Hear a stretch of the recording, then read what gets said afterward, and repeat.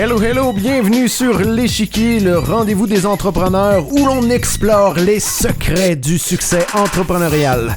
On y parle du mindset et des stratégies qui vont te permettre de faire mentir tous les pronostics et de bâtir une entreprise prospère sur des fondamentaux solides comme du rock. Je te le dis, tu veux surtout pas manquer ça. D'ailleurs, si c'est pas déjà fait, je t'invite à suivre le show et à activer la cloche dès maintenant sur ta plateforme de balado préférée.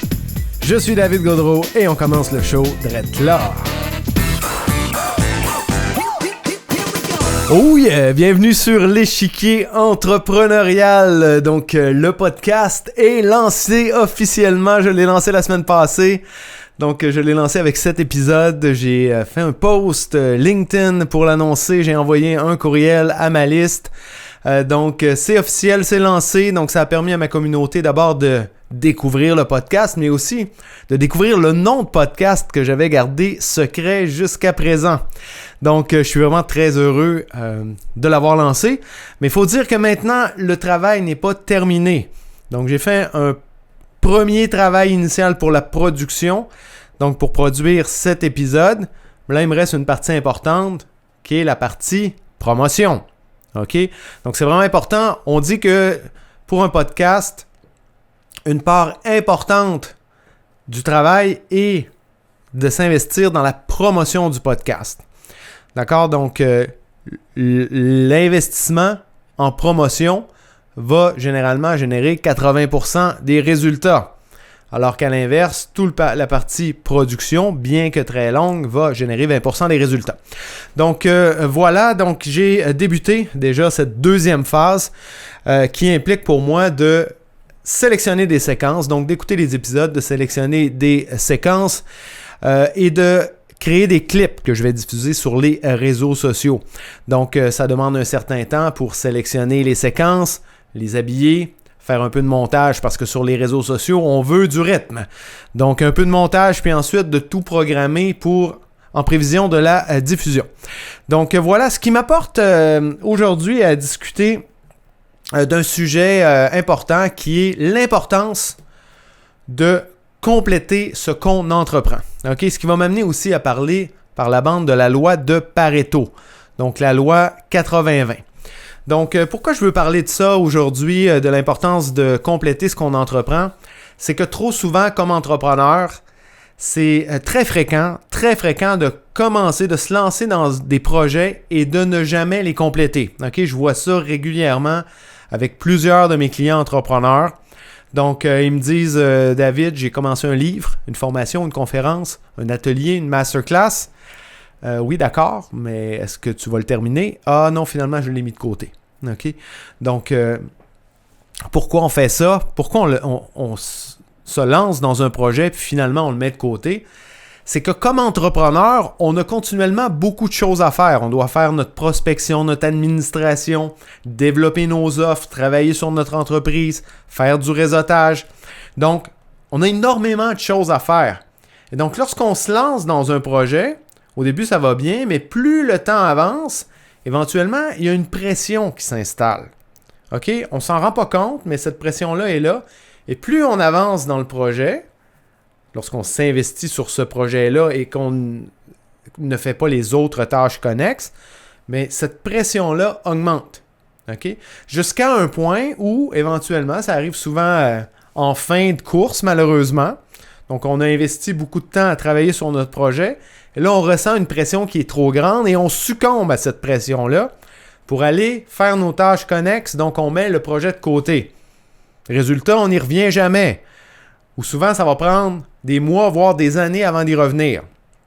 Le problème, c'est que lorsqu'on fait ça, lorsqu'on ne se rend pas à la ligne d'arrivée, on ne peut jamais passer éventuellement à la phase de promotion, puis à la phase suivante qui est la rentabilisation. D'accord? Donc, si tu écris un livre, 80% d'un livre va générer 0 résultat. Si tu fais 80% d'un atelier, d'une formation, d'une conférence, et que tu franchis jamais la ligne d'arrivée pour passer à la phase suivante, tu vas avoir 0 résultat. OK? Pour avoir des résultats, il faut absolument compléter le projet, compléter notre tâche, se rendre à la ligne d'arrivée, puis éventuellement passer à l'étape suivante pour faire la promotion, par exemple, faire un lancement. OK? C'est essentiel, mais malheureusement, il y a énormément d'entrepreneurs qui vont lâcher en milieu de parcours ou souvent même en fin de parcours, mais sans jamais compléter. Donc ça, c'est un réel problème. Autre chose aussi que je vais voir, c'est des entrepreneurs qui vont s'attaquer à plein de projets en même temps. OK? Et quand je leur pose la question, pourquoi tu fais autant de projets en même temps? Bien, c'est parce qu'ils ressentent le besoin de faire plusieurs projets pour augmenter leurs chances d'avoir certains succès parmi ces différents projets-là. Le problème, quand on fait ça, c'est que plutôt que d'avancer rapidement dans une direction pour compléter un projet puis pouvoir le lancer puis le rentabiliser, là, on avance très lentement sur chacun de ces projets-là. Et c'est très long avant d'éventuellement franchir la ligne d'arrivée pour pouvoir le lancer, le promouvoir et le rentabiliser.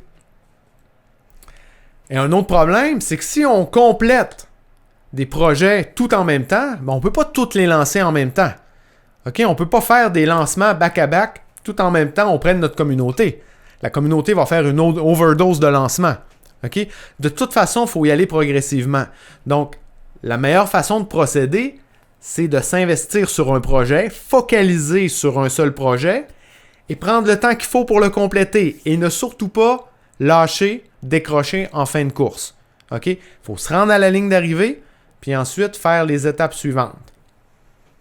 Et là, je mets l'accent sur l'importance de faire les étapes suivantes.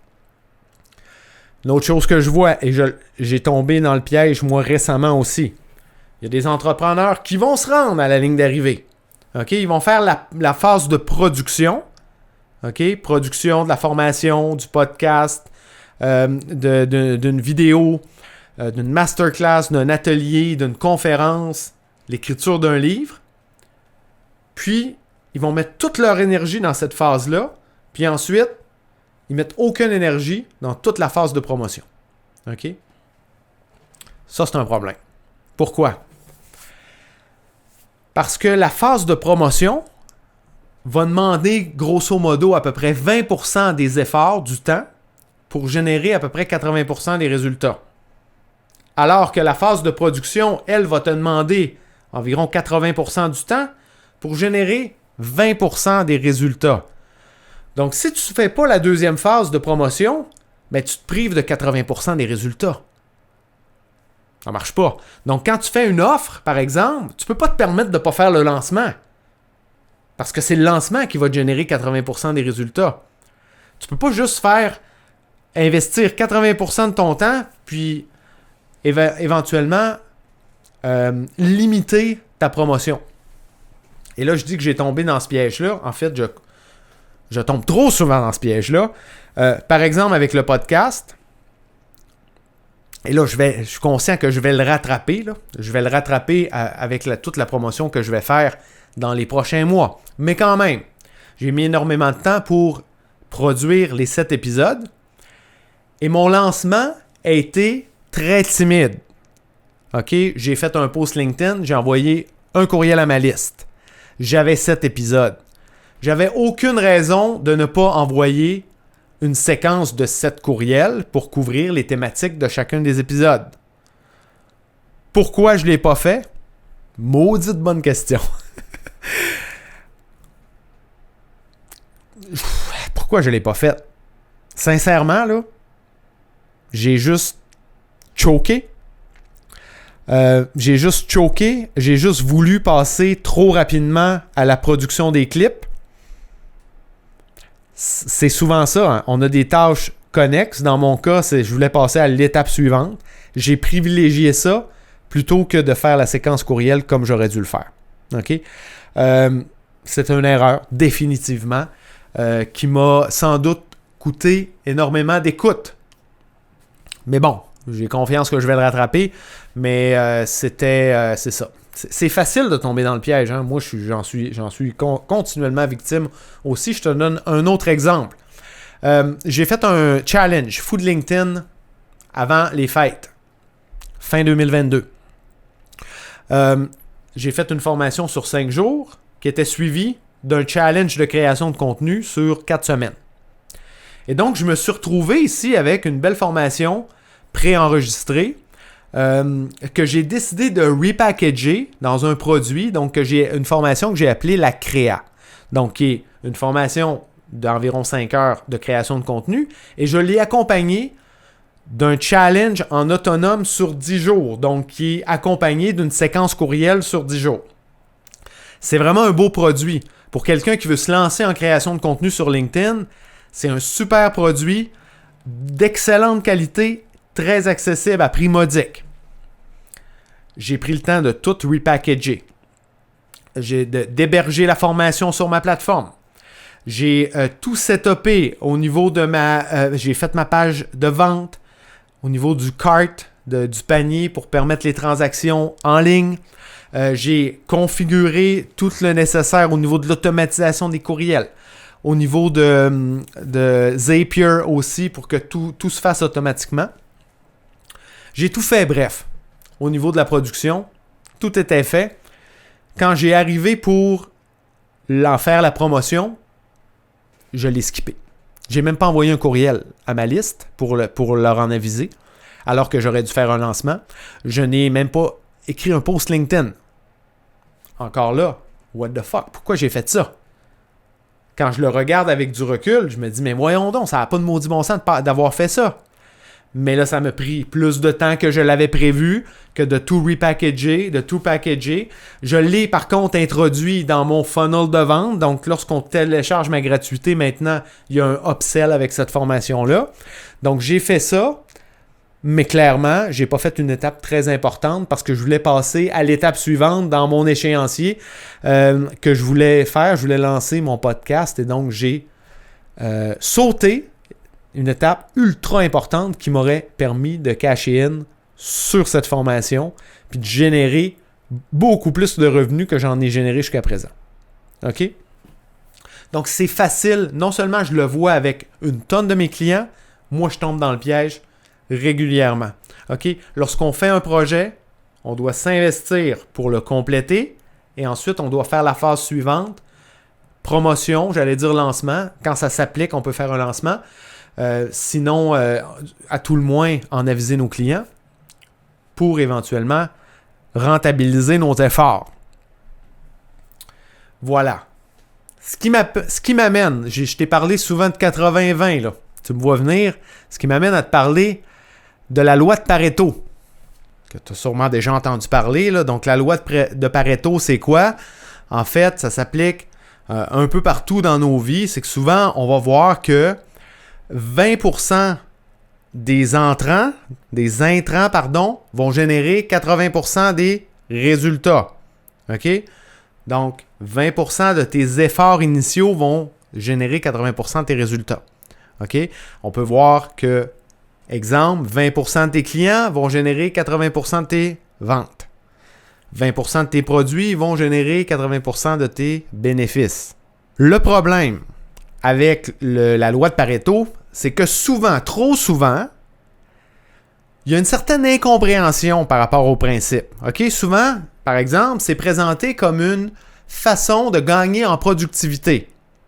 En disant, si 20% de tes efforts génèrent 80% des résultats, contente-toi de faire 20% d'efforts pour obtenir ces 80% de résultats-là. Mais dans la vraie vie, là, sur le terrain des vaches, c'est pas de même que ça marche. OK? Donc, on va en parler. C'est vrai dans certains cas. Lorsqu'on vise la moyenne, par exemple, à l'école, effectivement, qu'on peut se contenter de mettre 20% des efforts pour aller dans la moyenne autour de 80%. Au niveau de notre expertise, on peut faire la même chose. On peut limiter nos efforts à 20% pour atteindre un niveau de 80%, être dans la moyenne par rapport à notre expertise. Même chose sur la qualité. Donc, si on développe un produit, on développe une offre, un service, effectivement, qu'on peut se limiter à faire 20% des efforts pour avoir une offre qui va être moyenne, qui va être somme toute assez médiocre, mais on va avoir une offre.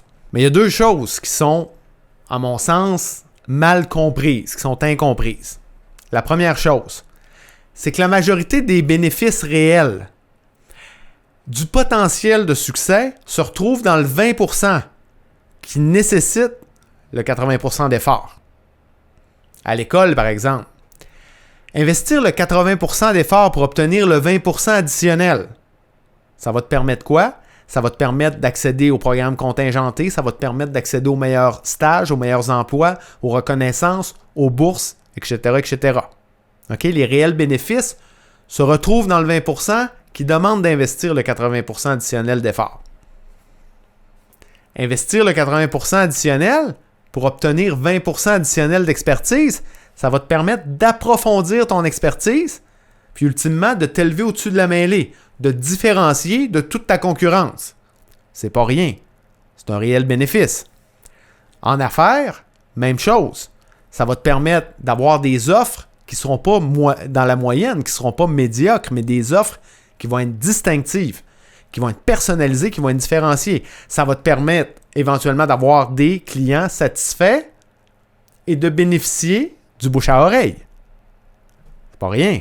Ça va te permettre aussi d'acquérir de plus gros clients, éventuellement aussi d'embaucher de meilleurs employés, etc., etc. OK?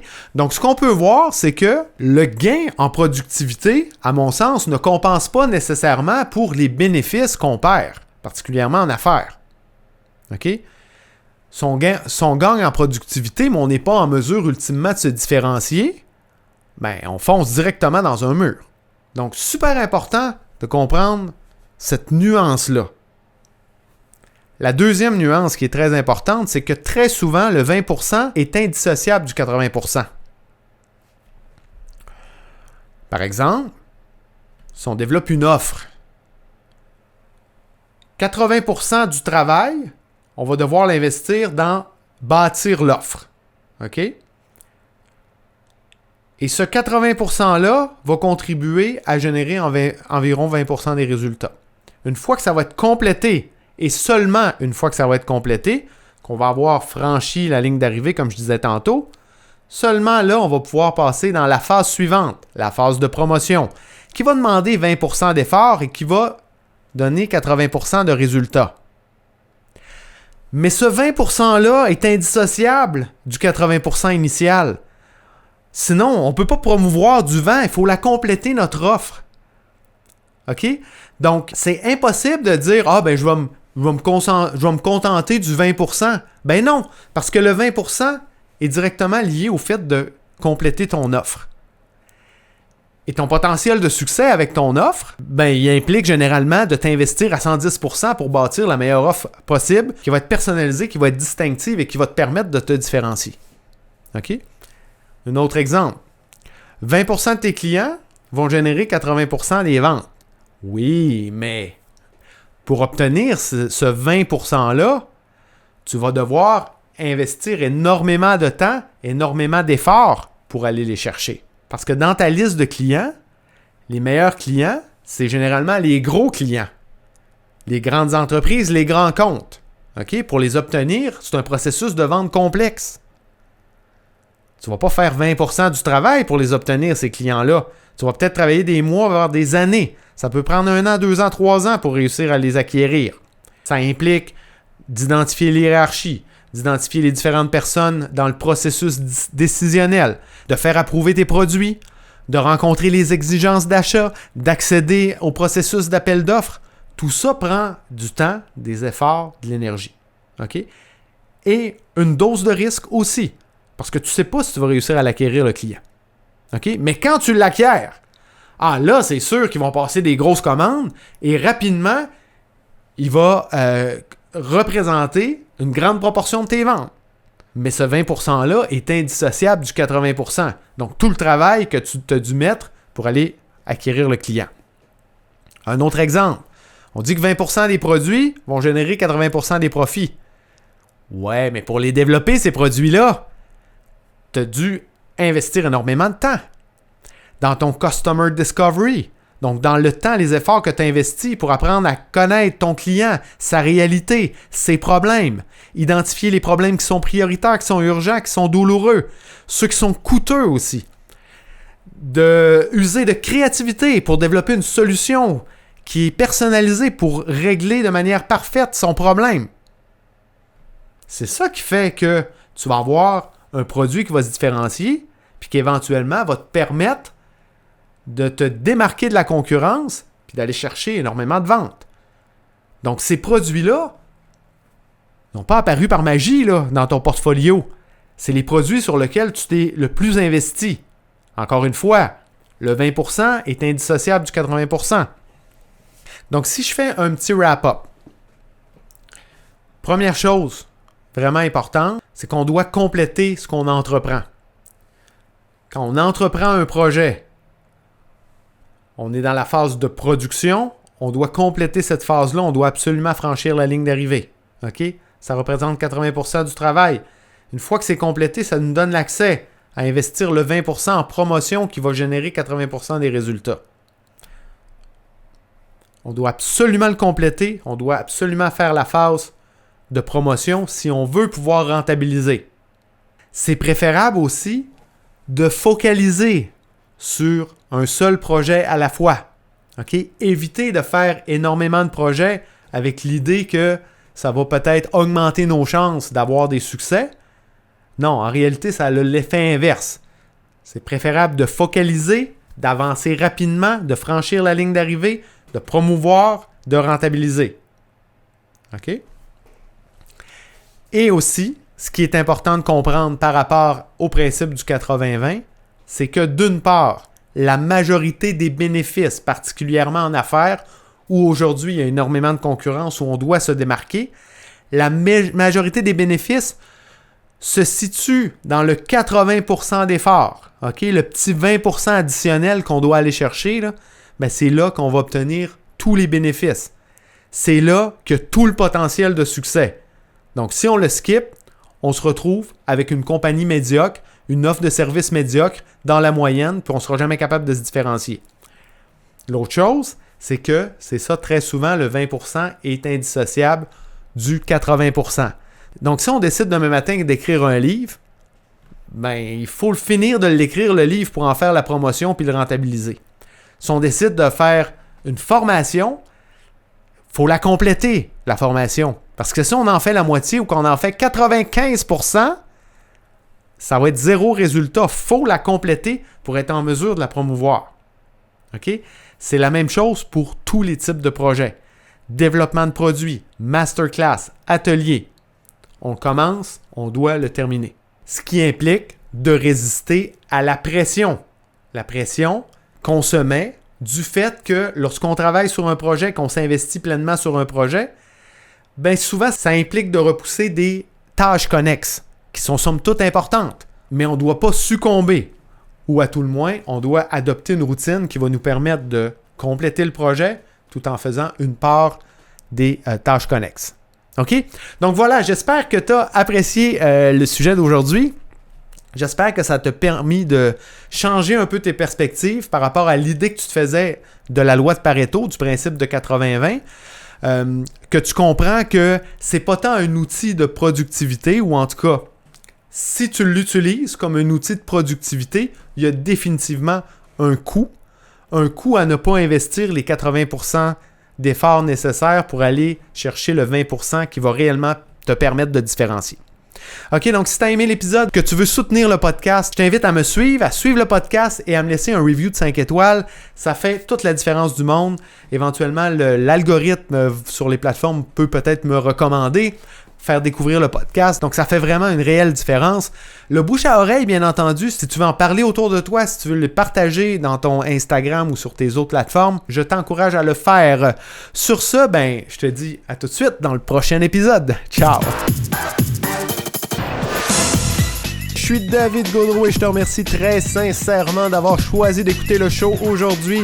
Pour me partager tes commentaires sur le show, simplement pour continuer la conversation, tu peux le faire en te connectant avec moi sur LinkedIn. Aussi, on le sait, LinkedIn, c'est vraiment un incontournable pour tout entrepreneur. Alors, si tu veux obtenir mes ressources gratuites pour te lancer sur la plateforme et y bâtir ton audience, rends-toi au davidgaudreau.com/ressources avec un S. Enfin, si c'est toujours pas fait, ben oublie pas de t'abonner. Sur ce, je te laisse aller prendre de la hauteur. Ciao!